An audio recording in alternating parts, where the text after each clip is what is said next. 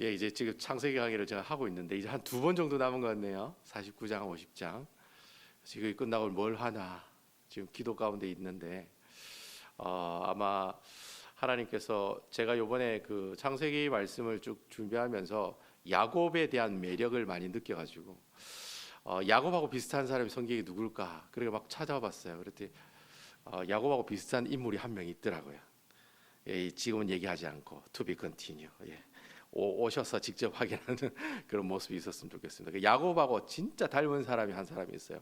그 사람이 나오는 그 성경책을 여러분들과 함께 살펴보기를 원합니다. 오늘은 이 48장에 있는 말씀을 가지고 야곱의 신앙 고백이라는 제목으로 하나님의 말씀을 증거하도록 하겠습니다. 제가 몇 주 전에 창세기 48장 한 3주 전인가요? 창세기 45장을 설교한 적이 있습니다. 창세기 45장 제목이 요셉의 신앙 고백이라고 하는 제목이었거든요. 요셉이 이제 애굽에서 드디어 이제 20년 만에 형들을 만나죠. 그리고 만났을 때 이 형들에게 하나님이 자기에게 함께 하셨다는 그 사실을 고백하는 그 요셉의 신앙 고백의 모습들을 우리가 볼 수가 있었습니다. 그래서 요셉이 크게 세 가지를 가지고 신앙 고백하지 않습니까? 하나님이 다 하셨습니다. 하나님께서 나를 애굽으로 보내주셨습니다. 그리고 하나님께서 많은 생명을 구원하기 위해서 이 애굽으로 보내주셨습니다. 이게 세 가지의 고백을 하는 내용을 볼 수 있었어요. 그래서 이 세 가지 고백을 보면서 하나님께서 우리에게 주신 영적인 교훈이 그거잖아요. 여러분, 우리가 지금까지 살아가고 경험하는 모든 것들이 다 누가 하셨다? 여호와 하나님께서 하셨다니. 하나님께서 내 신랑을 만나게 해주시고, 내 아내를 만나게 해주시고, 내 자녀를 만나게 해주시고, 또 이런 교회도 만나게 해주시고, 그런 하나님 놀라운 일들이 다 하나님께서 하셨다는 거예요. 그리고 또 그러한 일들을 위해서 하나님께서 우리 삶의 현장으로 어떻게 해요? 보내주셨다는 거예요. 그분이 보내주신 거예요. 하나님께서 이 남부교회를 여러분들이 오신 거 아니라 하나님께서 여러분들이 이곳으로 보내주신 줄로 믿으시기 바랍니다. 하나님 보냈기 때문에 왔다는 거예요. 그리고 마지막 세 번째는 왜 보내주셨느냐? 왜 이곳으로 보내주셨느냐? 왜 내가 일하고 있는 그 삶의 현장 가운데 보내주셨느냐? 그 이유는 바로 주위에 있는 사람들을 어떻게 해요? 구원받게 하기 위해서 하나님께서 네가 내게 명령한 그 선교 사역을 잘 감당하라고 하나님께서 내 삶의 현장에 보내주시고, 이런 가정도 만나게 해주시고, 또 이런 교회도 하나님께서 보내주셨다라고 하는 겁니다. 그래서 우리가 요셉의 신앙 고백을 가지고 좀 어려운 말로 하나님의 주권 사상이 묻어나는 그런 신앙 고백이다. 하나님의 주권 사상이란 말은 하나님이 우리 전 삶을 통치하신다는 말입니다. 하나님께서 우리 모든 인생을 주관하시고 통치하고 계신다. 그러한 내용을 바탕으로 신앙 고백을 한 것이 바로 요셉의 신앙 고백이었다라고 하는 것이죠. 근데 좀 흥미로운 것은 야곱이란 사람도 하나님 앞에 뭐 했다는 거예요? 신앙을 고백한 일이 있다라는 거예요. 오늘 본문에 나오는 이 창세기 48장 전체에 나오는 내용 가운데 야곱이 드디어 하나님 앞에 신앙을 고백하는 장면이 나오더라라는 겁니다. 여러분, 야곱이 몇 살에 죽습니까? 147세에 죽거든요. 근데 이 야곱이 이 신앙 고백을 언제 하느냐? 147세에 한다는 거예요. 그러니까 여러분, 야곱이 어떤 인생을 살았는지 여러분 아시겠죠? 마지막까지 뭘 들고 살아요?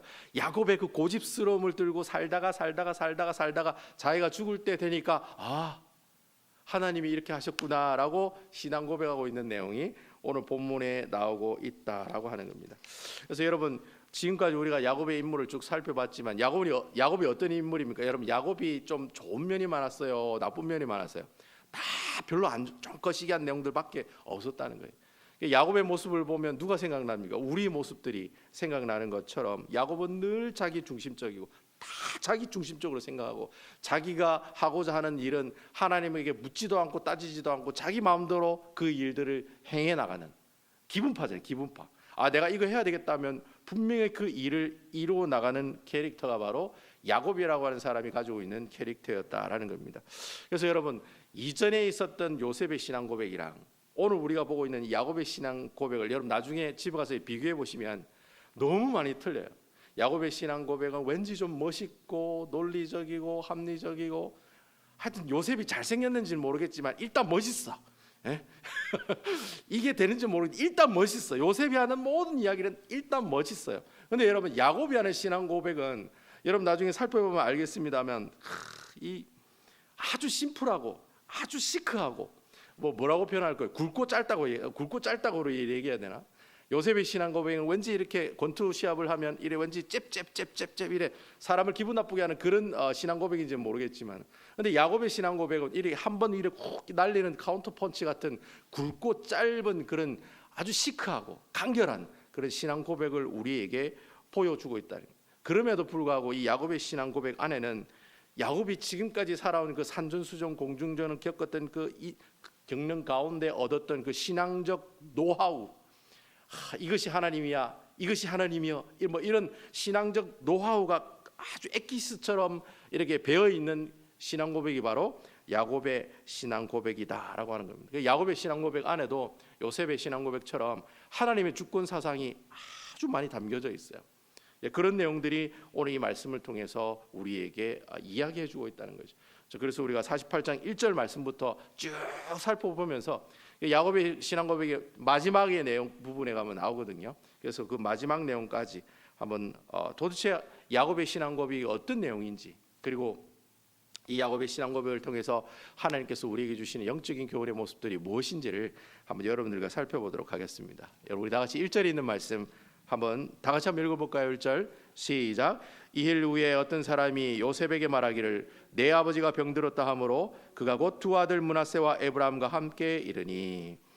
여기 오늘 본문에 보니까 2일 이후에라고 했으니까 앞에 있는 내용을 이야기하는 거겠죠. 그래서 앞에 있는 47장 29절에서 31절에 나오는 내용이에요. 이게 조금 약간 긴 내용이지만 제가 이 말씀을 한번 읽어보도록 할게요. 47장 29절에서 31절에 있는 말씀입니다. 이스라엘이 죽을 날까지 가까움에 그의 아들 요셉을 불러 그에게 이르되 이제 내가 은혜를 입었거든 청하노니 내 손을 내 허벅지 아래 넣고 인애와 성실함으로 내게 행하여 애굽에 나를 장사하지 아니하도록 하라. 30절 내가 조상들과 함께 눕거든 너는 나를 애굽에다 메어다가 조상의 묘지에 장사하라. 요셉이 이르되 내 아버지 말씀대로 행하리이다. 31절 야곱이 또 이르되 내게 맹세하라 하매 그가 맹세하니 이스라엘이 침상머리에서 하나님께 경배하니라.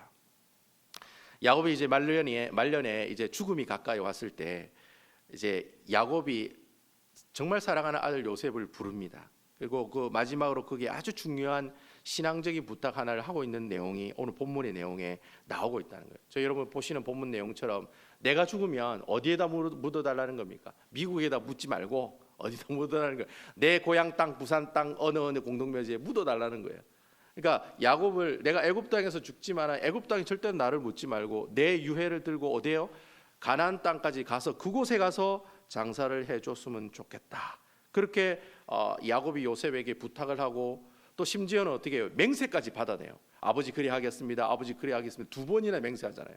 꼭 그렇게 하겠다고 그것을 받아들이는 모습들이 오늘 본문의 내용에 나오고 있다라고 하는 겁니다. 사실 여러분 이 말씀은 언뜻 보면 그냥 한 늙은 아버지가 이제 죽어가는 가운데 아들에게 유언을 남기는 내용처럼 보인지를 모르겠지만 이 내용을 우리가 자세히 살펴보면 이 야곱의 부탁 안에는 하나님의 큰 그림이 담겨져 있어요. 큰 빅픽처가 담겨져 있다는 거예요. 그리고 또 하나님의 언약이 담겨져 있어요. 그러니까 하나님의 약속이 이 야곱의 부탁 안에 담겨져 있다라고 하는 겁니다. 여러분 지금까지 우리가 창세기 내용을 살펴보고 있지만 하나님께서 아브라함과 이삭과 야곱에게 지속적으로 하신 약속이 있어요. 그 약속의 내용이 뭡니까? 내가 너에게 땅의 축복도 주고 또 무슨 축복도 줘요? 자손의 축복 주겠다는 이 두 가지를 계속해서 이야기를 하고 있는데 그 땅의 축복과 그 자손의 축복을 어느 땅에서 이루어지게 해주겠다고 계속 얘기하고 있습니까? 바로 가나안 땅에서 그런 축복을 주겠다고 성경은 이야기하고 있다라고 하는 겁니다. 그래서 여러분 하나님께서는 애굽이 아니라 가나안 땅에서 이스라엘 백성들이 자손의 축복도 받고 또 뭐예요? 땅의 축복도 받는 것이 그게 하나님의 큰 그림이라는 거예요. 그게 하나님의 뜻이라는 거예요. 그런 하나님 뜻과 하나님의 그림을 지금 어떻게 해요? 야곱이 요셉에게 이야기하고 있다라고. 그러니까 너희 가족은 애굽에 절대 눌러 있어서는 안 된다는 거죠. 꼭 가나안 땅으로 돌아가야 된다는 거예요. 근데 사실 여러분 이게 인간적인 눈으로 보면 되게 어려울 수 있어요. 왜냐하면 애굽에서 잘 먹고 잘 살아요, 못 먹고 못 살아요? 잘 먹고 잘 산다는 거예요. 너무 잘 먹고 잘 산다는 거예요. 아마 역대 야곱의 가족들이 이렇게 호의호식을 누리는 때가 없었을 거예요. 그러니까 여러분 애굽을 떠나 가나안 땅에 갈 마음이 1도라도 있을까요, 없을까요? 당연히 없죠. 그러니까 하나님이 가나안 땅으로 가라고 했는데도 이 야곱의 가족들이 여기가 더 좋사오니 이곳이 가나안 땅인 것처럼 하고 우리는 살아가겠습니다라고 이야기할 수 있다는 그런 염려를 가지고 야곱이 요셉에게 부탁을 하는 거예요. 꼭 가나안 땅으로 가라는 거예요. 그게 하나님 뜻이고 그게 하나님의 언약의 축복이라는 거예요. 네가 복 받으려면 그렇게 해야 된다는 거예요. 그게 하나님 큰 그림이니까 꼭 그 말씀에 순종했으면 좋겠다라고 이렇게 얘기하니까 야곱이 어떻게 해요? 중요한 것은 그 요셉이 그 아들인 요셉이 아버지가 한 그 부탁을 아버지 나중에 한번 생각해 볼게요. 이게 아니라 어떻게 해요? 아멘으로 받아들였다는 거예요. 아멘으로 받아들였다는 거예요. 이게 굉장히 중요한 사실이에요. 야곱이 그렇게 부탁을 하니 하나님이 뜻이고 하나님 그림이다 얘기하니 요셉이 그걸 받아들일 때 이게 하나님 뜻이구나. 이게 하나님께서 우리에게 주신 그 그림이구나라는 사실을 어떻게 해요?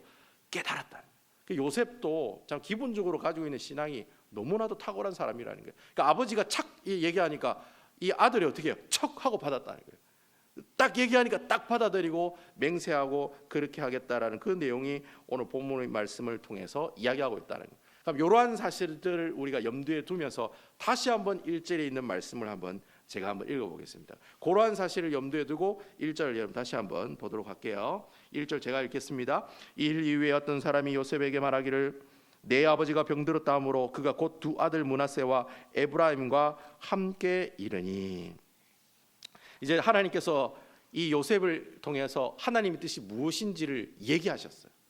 이제 그걸 알고 이제 요셉이 있었다는 거예요. 이제 요셉이 아버지의 그 유언을 듣고 내가 여기 있으면 안 되지. 내가 하나님의 축복을 받기 위해서는 가나안 땅으로 가야지. 이런 사실을 염두에 두고 있는 그 시간에 바로 야곱이 병들었다는 소식이 들려왔다는 거예요. 그래서 이제 야곱이 어떻게 해요? 두 아들인 므낫세와 에브라임, 요셉이 두 아들인 므낫세와 에브라임을 데리고 야곱을 찾아가는 장면이 나오고 있다는 거예요. 여기서 우리가 가벼운 질문 하나 던질 수가 있어요. 왜 요셉이 혼자 가면 되는데 굳이 므낫세와 에브라임 두 아들을 데리고 갔냐는 거예요. 그러니까 아버지가 병들어서 오늘 내일 한다는 얘기 들으니까 자기가 혼자 갈 수 있잖아요. 근데 꼭 굳이 므낫세와 에브라임을 데리고 갔을까? 그런 질문이 이렇게 던져진다라고 하는 겁니다. 왜 그런 질문이 던져지니? 그 이유가 여러분 금방 제가 앞에서 이야기했던 그 내용을 생각하시면 충분히 이해할 수 있다는 거예요. 여러분 만약에 이 야곱이 죽기 전에 너희들 꼭 가나안 땅으로 가야 돼. 이게 하나님 뜻이야. 그게 하나님 언약의 축복을 받는 비결이야. 그게 하나님 큰 그림이야라고 이야기했을 때 아마 제 생각에는 요셉이 그 얘기를 듣고 마음 한켠 구석에 왠지 좀 찝찝한 마음이 있을 거라고 저는 생각해요. 왜 그랬을까요, 여러분? 왜 그랬을까요? 자기는 아버지의 아들이기 때문에 순수한 이스라엘 혈통을 가지고 있는 자녀라는 거예요. 그래서 자기는 하나님 축복을 받을 수 있다고 확신하고 있어요. 그럼에도 불구하고 여러분 이 애굽에서 태어난 요셉의 두 아들은 엄마가 애굽 사람이에요, 이스라엘 사람이에요? 애굽 사람이잖아요. 애굽의 제사장의 딸이었잖아요. 그러니까 여러분 므낫세와 에브라임은 혼혈인인 거예요. 혼혈인. 애굽과 유대인 사이에서 태어난 혼혈인이라는 거예요. 그러니까 요셉이 그런 생각을 한 거예요. 내가 하나님의 축복을 받는 건 내가 이해하겠는데 만약에 내가 받은 이 하나님의 축복이 내 아들에게까지 들어갈 수 있을까라고 하는 고민을 했을까요? 안 했을까요? 저는 했다고 봐요. 요셉이 그 아버지에게 그런 유언을 들었을 때 애굽에서 태어난 우리 아들들은 그러니까 야곱의 손주들이죠. 야곱의 손주들에게까지 하나님의 그 놀라운 축복들이 연결될 수 있을까? 그래서 어떻게 해요? 이 요셉이 두 아들을 데리고 야곱에게 간 거예요. 왜 갔을까요? 하나님의 축복을 받기 위해서 간 거예요. 그 내용이 오늘 본문의 말씀을 통해서 우리에게 이야기하고 있다는 거예요. 여러분 요셉이 애굽 사람과 결혼해서 이방인이 섞인 그런 이방인의 피가 섞인 그 자녀를 낳았지만 여러분 이 요셉이라는 사람이 어떤 사람이었어요? 애굽에 살고 있지만 비록 그가 애굽의 여자와 결혼해서 가정을 꾸려서 살아가고 있지만 항상 그의 마음은 어디에 있었어요? 애굽에 있는 이방 신들에게 있었던 것이 아니라 항상 여호와 하나님께 그의 마음들이 향해 있었다는 거예요. 그래서 여러분 요셉이 그 에브라임과 므낫세와 에브라임이라는 이름을 지을 때 다 하나님과 연관된 내용이에요? 아니면 전혀 상관이 없는 이름이에요? 다 하나님과 연관이 되는 이름으로 자녀들의 이름을 지었다는 거예요. 그래서 여러분 므낫세는 하나님이 나의 모든 고난을 잊게 해주셨습니다. 그리고 에브라임은 이름의 뜻이 뭡니까? 하나님께서 나에게 모든 땅의 큰 축복들을 땅의 큰 번성함을 나에게 주셨습니다. 그러니까 여러분, 이 요셉이란 사람은 비록 몸은 애굽에 있지만은 요셉의 마음속에는 항상 여호와 하나님의 모습들이 그의 마음속에 있었다는 거예요. 그러니까 이것을 우리가 오늘 본문의 8절과 9절에 보면 더 상세하게 알 수가 있다라는 거예요. 과연 이 요셉이 자신의 자녀를 어떻게 생각하고 있는가? 그냥 이방 땅에서 태어난 혼혈인으로만 생각하고 있느냐, 아니면 무엇으로 또 생각하고 있느냐라는 거예요. 그 8절과 9절에 있는 말씀을 제가 한번 읽어보도록 하겠습니다. 이스라엘이 요셉의 아들을 보고 이르되 이들은 누구냐? 9절, 요셉이 그의 아버지에게 아뢰되 이는 하나님이 여기서 내게 주신 아들이니이다. 아버지가 이르되 그들을 데리고 내 앞으로 나오라. 내가 그들에게 축복하리라. 여러분, 이게 이스라엘이라는 말은 야곱을 뜻하는 거예요. 이 야곱이 이제 노안으로 이제 눈이 별로 좋지 않으니까 자기 앞에 있는 그 요셉의 앞에 있는 그 아들들이 누구냐라고 그래 물어요. 그러니까 요셉이 아주 정확하고 간결하게 그 아버지의 질문에 대답을 합니다. 뭐라고 얘기합니까? 아버지, 내 자식 첫째 므낫세이고 둘째 에브라임입니다. 이렇게 소개 안 하고 있어요. 뭐라고 얘기하고 있습니까? 바로 내 아버지, 이 아이들은 내가 애굽에 있을 때 하나님께서 주신 아들들입니다. 그렇게 아버지에게 이야기하고 있다는 거예요. 그러니까 요셉은 항상 그런 생각을 가지고 있는 거예요. 비록 엄마가 애굽 사람이고 이방인이긴 하나, 그렇지만 그 두 아들은 하나님께서 주신 자녀들이라고 생각하고 있었다는 거예요. 고로 하나님께서 주신 자녀들이기 때문에 하나님의 축복을 받는 것은 당연하다고 생각하고 있었다는 거예요. 그래서 지금 그렇게 자기 아들을 바로 이 야곱에게 소개하고 있다는 거예요. 그 얘기를 듣는 순간 야곱이 어떻게 합니까? 그래, 데려오라. 내가 그들을 축복하겠다. 여러분, 아멘입니까? 예. 내가 지금 낳은 자녀가 지금은 좀 거시기하고 좀 그래도 하나님이 주신 아들이고 하나님이 주신 딸이고 하나님이 주신 자녀라고 생각하고 늘 그 자녀를 위해서 기도하는 마음을 가지고 있으면 어떻게 해요? 분명히 하나님께서 내게 주신 그 놀라운 축복들도 하나님 동일하게 우리 자녀들에게도 임할 수 있을 것입니다 라고 고백하는 내용이 바로 오늘 본문을 통해서 우리에게 이야기하고 있다라고 하는 겁니다. 여러분, 이 세상에 어떤 부모가 자식이 못되기를 원하는 부모가 어디 있겠습니까? 그래요 여러분? 하나님을 믿는 사람이든 하나님을 안 믿는 사람이든 자식이 잘 되고 복을 받는 것은 아마 전 세계 부모님들이 가지고 있는 다 공통적인 마음이라고 저는 생각을 해요. 근데 분명한 것은 우리가 예수를 믿는 사람들이잖아요. 예수를 믿는 사람들이라면 세상 사람들처럼 자녀를 사랑한다고 물질도 주고 여러 가지를 주는 것, 그것도 물론 하나님께서 허락해 주시면 땡큐고 감사한 일이지만 그렇지만 그것보다 더 중요한 것은 지금 여러분들이 데리고 있는 그 자녀들이 당당하게 하나님께서 주신 자녀들입니다. 고로 그 자녀들이 세상의 어떠한 지식보다도 가장 먼저 누구를 알고? 예수를 알고, 또 가장 먼저 예수를 만나고, 먼저 애인을 만나는 게 아니라 먼저 예수를 만나고, 또 가장 먼저 예수님의 그 놀라운 구원의 은혜를 받아서 정말 우리 자녀들이 하나님의 거룩한 백성으로, 하나님의 참된 백성으로 하나님이 주신 언약의 축복을 누리며 살아가게 하는 그런 아름다운 과정을 만들어가는 것이 바로 하나님께서 여러분들에게 주신 자녀들에 대한 그 이유들이라는 거예요. 하나님 왜 여러분께 자녀를 주셨느냐? 여러분들만 예수 믿고 복 받으라고 주신 것이 아니라 그 하나님의 놀라운 구원의 축복이 여러분들의 자녀에게도 계속해서 연결이 되어서 그들도 동일하게 하나님의 축복을 받아 살아가라고, 이러한 귀한 자녀들을 우리에게 허락해 주셨다는 거예요. 저는 이런 귀한 놀라운 하나님의 축복들이 여러분들의 귀한 가정을 통해 나타나기를 주님의 이름으로 축원드리겠습니다. 자, 그럼 우리 다시 앞으로 돌아가서 3절과 4절에 있는 말씀을 보겠습니다. 3절 4절 제가 한번 읽어보겠습니다. 요셉에게 이르되 이전에 가나안 땅 루스에서 전능하신 하나님이 내게 나타나사 복을 주시며 4절 내게 이르시되 내가 너로 생육하고 번성하게 하여 내게서 많은 백성이 나게 하고 내가 이 땅을 내 후손에게 주어 영원한 소유가 되게 하리라 하셨느니라. 여러분, 우리가 야곱의 인생을 쭉 살펴봤지만 아마 야곱의 인생 가운데 가장 인상 깊었던 사건이 뭐냐, 야곱이 가장 기억에 남을 만한 사건이 뭐냐라고 묻는다면 아마 야곱이 베델에서 누굴 만나요? 하나님을 만난 사건이 가장 중요한 사건이라고 아마 대답을 할 거예요. 아마 야곱에게 그렇게 물었다면 당신이 이제까지 살아오면서 가장 인상 깊었던 사건이 어떤 사건이었습니까라고 물어보면 아마 야곱이 그래 얘기할 거예요. 내가 베델에 있었을 때 하나님 만났을 때 그때가 가장 중요한 사건이었습니다라고 이야기를 한다라는 거예요. 여러분 그 베델에서 하나님 만나는 이야기가 창세기 28장에 보면 나오잖아요.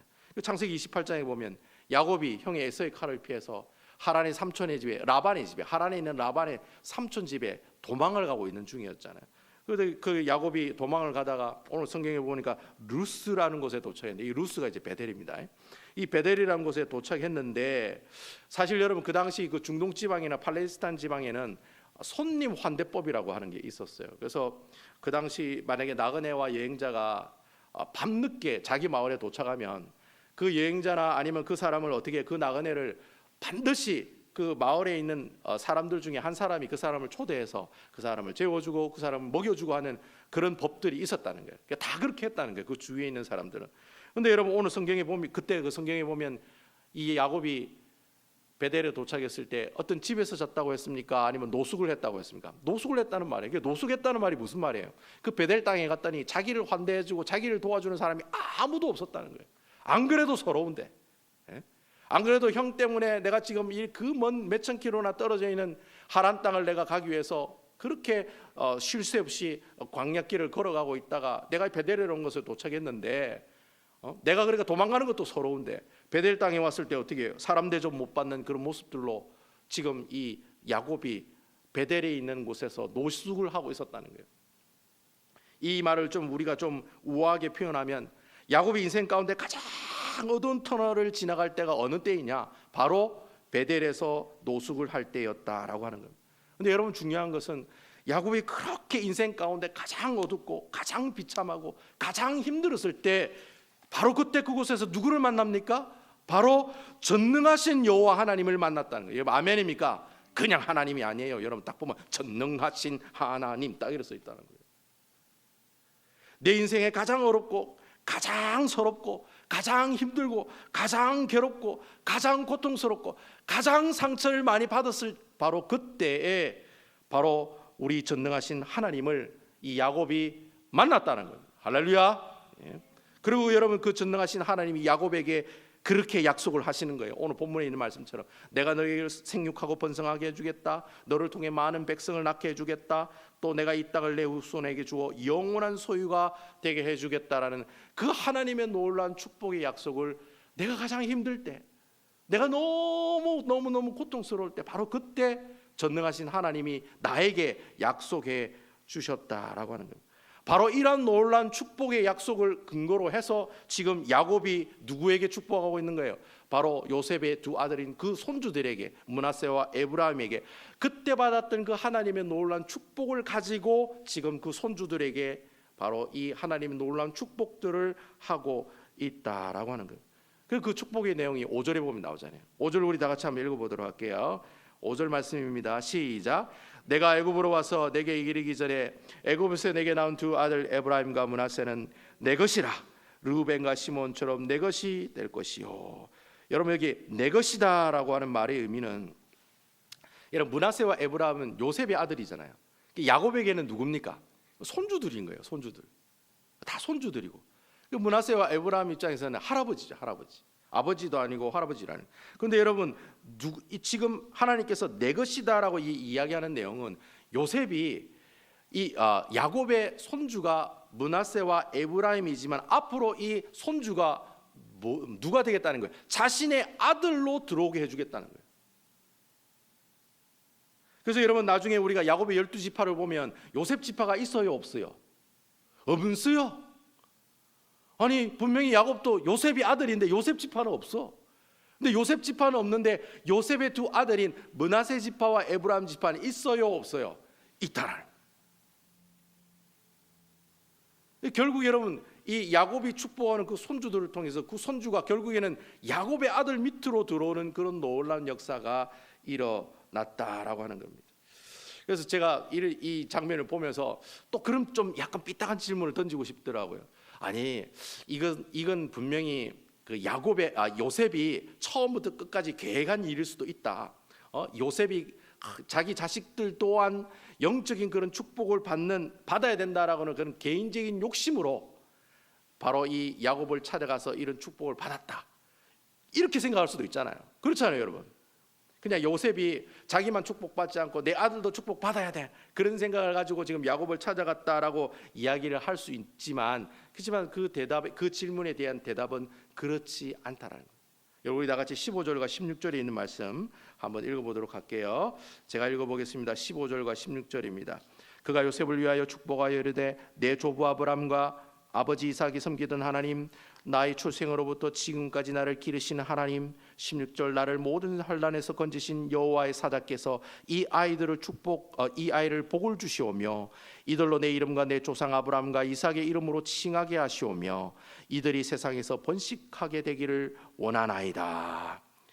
자, 여러분, 야곱이 요셉의 두 아들에게 축복하고 있는데, 그 축복하고 있을 때 야곱이 자신의 이름으로 축복하고 있어요, 아니면 하나님의 이름으로 축복하고 있어요? 하나님의 이름으로 축복하고 있다는 거예요. 그러니까 야곱의 축복은 개인적인 축복이 아닌 거예요. 그리고 요셉이 우리 손주들도 축복받아야 됩니다, 그런 개인적인 영적인 욕심으로 그 두 자녀를 데려온 것이 아니라는 거예요. 그 자리에 오게끔 인도해 주신 분이 하나님이시고, 바로 그 축복을 주신 분도 야곱이 아니라 전능하신 여호와 아버지 하나님이었다는 거예요. 그래서 그 하나님이 어떤 하나님이라고 오늘 성경에 얘기하고 있습니까? 할아버지 아브람과 아버지 이삭이 섬겼던 그 하나님. 여러분, 이거 섬겼다는 말은 서비스의 개념이 아니에요. 이 히브리어 단어에 보면 이 섬겼다는 말은 워킹이에요. 워킹, 걸어갔다는 말이에요. 그러니까 내 아버지 이삭과 내 할아버지 아브라함이 어떻게 해요? 함께 걸어가시고 동행하셨던 그 하나님이 내 두 손주들에게 어떻게 해요? 축복하고 계신다는 거예요. 또 야곱이 처음부터 끝까지 길러주신 그 하나님, 처음부터 그 출생에서부터 지금까지 함께 해주신 그 하나님이 축복해 주시는 것이지 자기가 축복하는 게 아니라는 거예요. 그리고 마지막에 뭐라 되었습니까? 야곱이 환난 가운데 있었을 때 그 환난 가운데 있는 그 야곱을 건져주셨던 그 하나님, 바로 그 하나님께서 지금 요셉의 아들들에게, 야곱의 손주들에게 하나님께서 축복하고 계신다는 거예요. 우리 계속해서 17절과 18절에 있는 말씀 우리 다 같이 한번 읽어볼까요? 17절 18절 시작. 요셉이 그 아버지의 오른손을 에브라임의 머리에 얹은 것을 보고 기뻐하지 아니하여 아버지의 손을 들어 에브라임의 머리에 므낫세의 머리를 옮기고자 하여 18절 그의 아버지에게 이르되 아버지여 그리마옵소서 이는 장자니 오른손을 그의 머리에 얹으소서 하였으나. 여러분, 보통 전통 유대인들의 그 관습에 보면 보통 자녀들에게 축복할 때 오른손으로는 장자에게 축복을 하고 왼손으로는 차자에게 축복한다는 그런 전통이 있어요. 그런 전통이 있어요.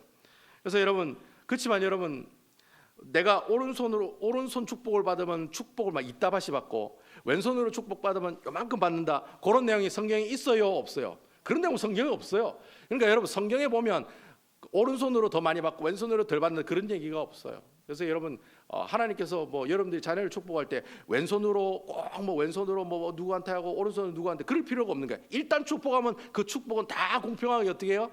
그 자녀들에게 하나님 놀라운 축복들이 임한다라는 거예요. 그러니까 오른손으로 뭐 좀 더 많이 받고 왼손으로 더 많이, 그런 게 없다라는 것 여러분 알고 계셔야 된다는 거예요. 아무튼 여러분, 요셉이 이렇게 전통적인 유대인 가정에서 자라났으니까 그런 것도 알고 있었겠죠. 그래서 이 야곱이 이 므낫세와 에브라임에게 축복을 하는데 분명히 오른손이 므낫세한테 가야 되는데 이 므낫세로 안 가고 어디로 가는 거예요? 에브라임으로 이렇게 가는 거예요. 그리고 왼손은 어떻게 해요? 또 장자인 므낫세 머리로 이렇게 가는 거예요. 이런 식으로 이렇게 해서 지금 축복을 하고 있다는 거예요. 근데 그 모습을 보고 요셉이 좀 마음이 좀 불편했다는 거예요. 저거 아닌데 원래는 오른손이 므낫세한테 가야 되는데 왜 에브라임한테 가지? 그래서 자꾸 아버지에게 얘기하는 거예요. 아버지, 그리하시면 아니 되옵니다. 손을 다시 바꾸셔야 되옵니다. 아버지가 눈이 어두워가지고 야가 그아가 간지 몰라가지고 지금 막 그냥 대충 그냥 이렇게 하는 것 같은 그런 느낌을 아마 이 요셉이 그 모습을 보고 그런 느낌을 느꼈을 거라. 그러니까 이 요셉이 아버지 그리마옵소서 이렇게 해야 됩니다라고 얘기하니까 드디어 여러분, 오늘의 하이라이트가 되는 말씀이 나오죠. 야곱이 드디어 그 대답을 하면서 야곱이 지금까지 가지고 있었던 그 놀라운 신앙의 고백이 나오는 그런 장면이 연출이 되고 있다라고 하는 겁니다. 그 야곱의 신앙 고백이 19절 말씀에 나옵니다. 우리 다 같이 19절에 있는 말씀 다 같이 한번 읽어보겠습니다. 그의 아버지가 허락하지 아니하며 이르되 나도 안다 내 아들아 나도 안다. 그도 한 족속이 되며 그도 크게 되리니와 그의 아우가 그보다 큰 자가 되고 그의 자손이 여러 민족을 이루리라 하고. 여러분, 우리가 이 말씀을 좀 언뜻 읽어보면 요셉이 아버지 손이 잘못되었다고 말했을 때 야곱이 좀 짜증 부리는 내용인 것 같아요, 아닌 것 같아요? 그 야곱의 성격상 짜증 났을까요? 안 짜증 났을까요? 짜증 날 수도 있다는 거예요. 야곱이 원래 그렇고 그런 사람이잖아요. 원래 그런 성격이잖아요. 자기 마음대로 자기 뜻대로 안 되면 욱 하는 성격이 있잖아요. 그래서 어떻게 보면 이 장면을 우리가 경상도식으로 표현하면 나도 안다, 조용히 해라, 마 조용히 해라, 나도 알고 있다, 뭐 이런 식으로 경상도로 표현했을 거죠. 그래 짜증 섞인 그런 대답을 하고 있는 내용으로 보이긴 하지만, 그렇지만 여러분, 이 야곱이 나도 안다라고 하는 이 말씀, 이 고백 안에는 야곱이 가지고 있는 그 모든 인생을 엑기스처럼 포함하고 있는 야곱의 신앙 고백이 되고 있다는 거예요.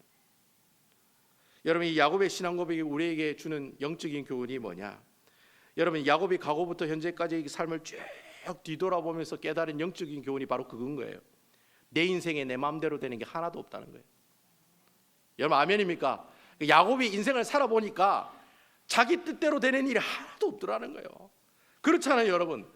야곱의 인생을 한번 뒤돌아보세요. 평생 도망다녀, 매일 사람들한테 쏘가, 때로는 자신의 환도뼈가 부러져. 그리고 또 어떻게 해요?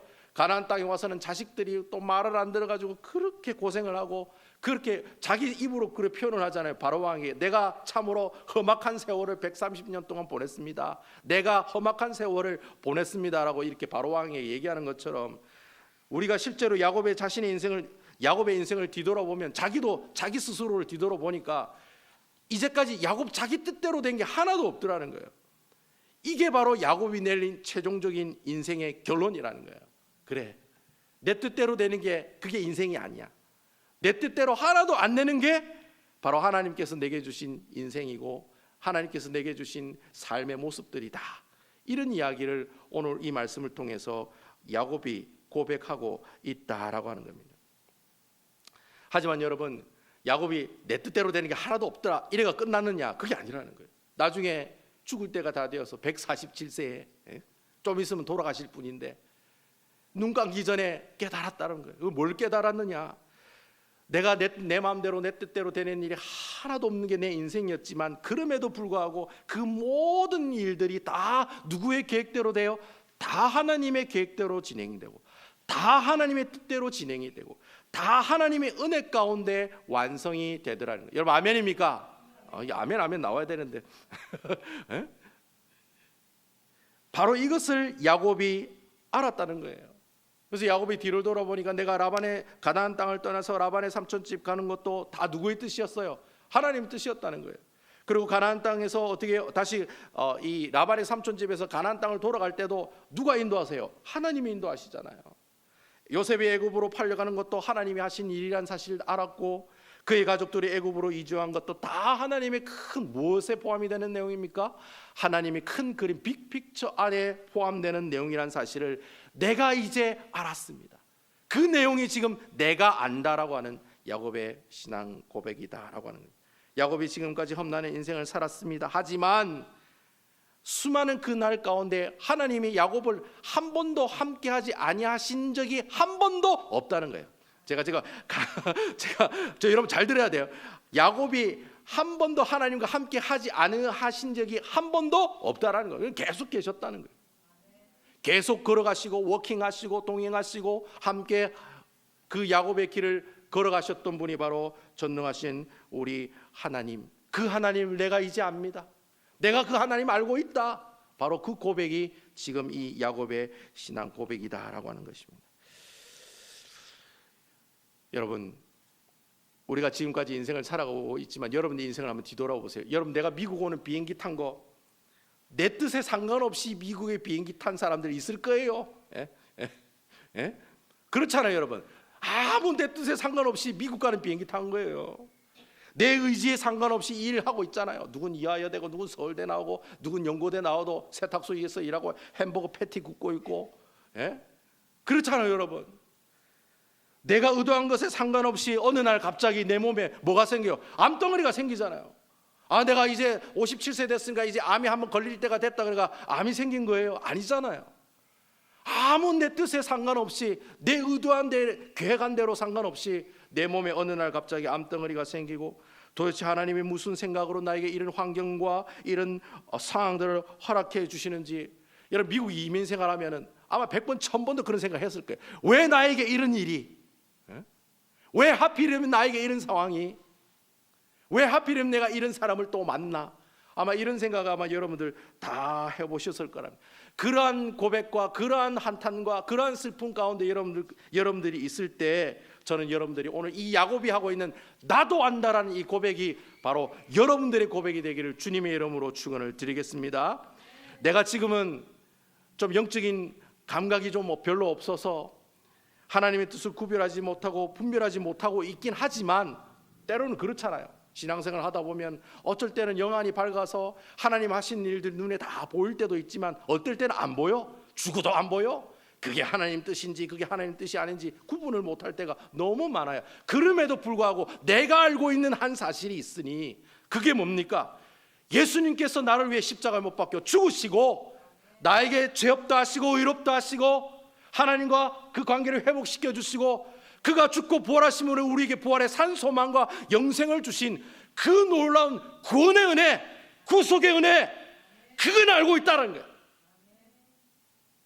나에게 왜 이런 환경을 주신지 나는 모르겠지만 나는 그것만큼은 알고 있다는 거예요. 그분이 나를 위해 십자가에 죽으셨다는 것만큼은 알고 있다는 거예요. 바로 그런 하나님의 놀라운 구속의 은혜가 있기 때문에 내가 지금 이 예배당에 나와서 하나님 앞에 예배드리고 내가 밖에 나가서 열심히 일하면서 하나님께 영광 돌리고 지금까지 주님께서 나와 동행해 주시고 워킹해 주시고 길러 주시고 먹여 주시고 입혀 주시고 지금까지 수많은 그 환난의 때를 잘 이기게 해 주신 그 주 여호와 하나님, 전능하신 하나님, 그 하나님을 내가 이제 안다라고 하는 거예요. 여러분 아멘입니까? 저는 여러분들이 이 야곱의 신앙 고백이 여러분들이 고백이 되었으면 좋겠어요. 그래서 여러분 일주일 삶을 살아가는 동안에 오늘 우리가 찬송했던 그 찬송가 그 가사처럼 눈을 들어 산을 보니 도움 어디서 오나 천지지은 주 하나님 나를 도와주시네. 내게 화를 주지 않고 혼을 보하시며 너의 출입 지금부터 영영 인도하시리. 여러분 이 놀라운 찬양의 가사가 여러분들의 가사가 되어서 그래요 주님 내가 압니다. 주께서 주신 그 은혜 나도 압니다. 그 아는 그 은혜 믿고 확신하며 살아가는 아름다운 인생 되게 해달라고 하나님 앞에 찬양하며 감사하며 살아가시는 우리 아름다운 남부교회 성도 여러분들 다 되시기를 주님의 이름으로 축원드리겠습니다. 여러분 기도하실 때 그렇게 기도했으면 좋겠어요. 하나님 그래요 내가 알아요. 그렇지만 알지 못할 때가 많이 있어요 주님. 그럴 때마다 주님께서 내게 주신 그 십자가 구속의 은혜를 기억하게 해주세요. 그것만 생각해도 그래요 주님 나에게 이런 어려움 주시고 이런 고통 주시고 이런 상처 주시고 이런 병 주신 거 원망하지 않겠습니다. 그저 주님 바라보겠습니다. 도와주세요 주님. 나와 함께 하시고 영영토록 내 출입 지켜주신다는 그 하나님 약속 믿고 주님 바라보고 살아가는 인생 되게 해달라고 야곱의 그 나도 안다는 그 고백이 내 고백이 되게 해주세요. 우리 다 같이 하나님 앞에 기도하며 나가도록 하겠습니다. 사랑이 많으신 주님